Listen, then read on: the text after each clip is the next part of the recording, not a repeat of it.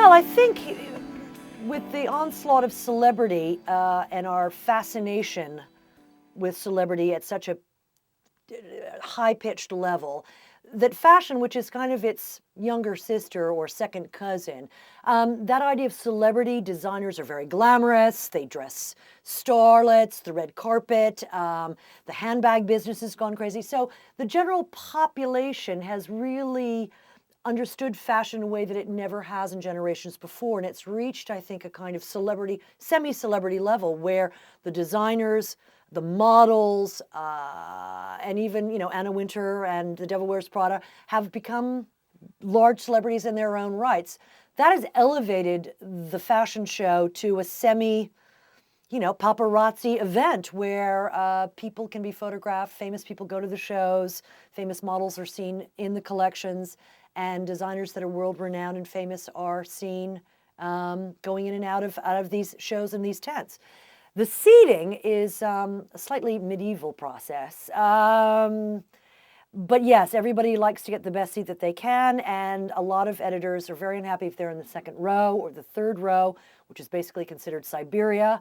So if you are an editor of good standing, you usually have a front row seat at the major collections, the major shows in New York for sure. Well, New York leads it off, and I must say I think that's probably an appropriate place for it to be.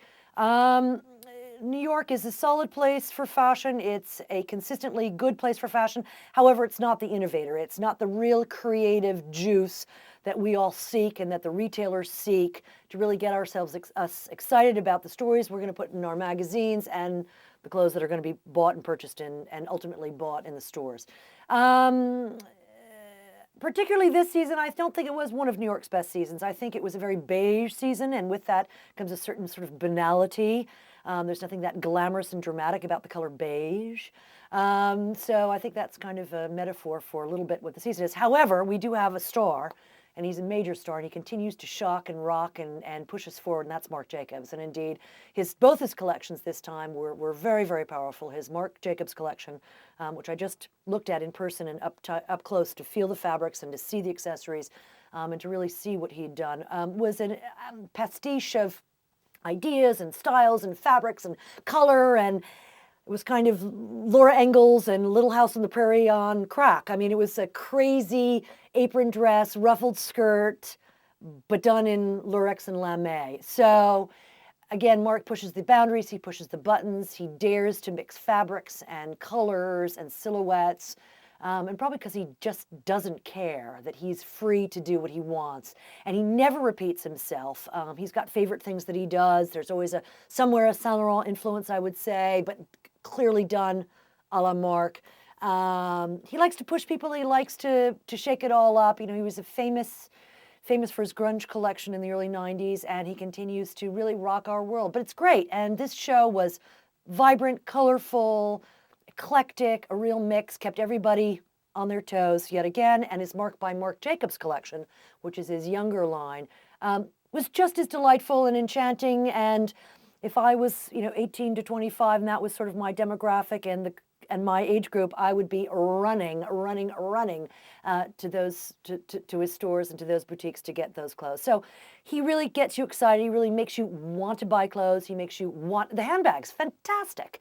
Everyone said the it bag is over. Nobody needs groovy bags anymore. That's all passé. Forget it. Marc has just made us all realize that there is another it bag, and he had about 5 that were spectacular in his Marc collection. So I think New York is glad to have Marc. I'm certainly personally and professionally happy to have him. He makes it exciting.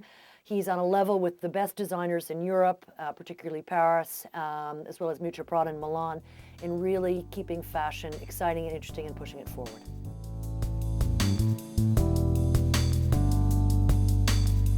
I admire Anna Wintour so much because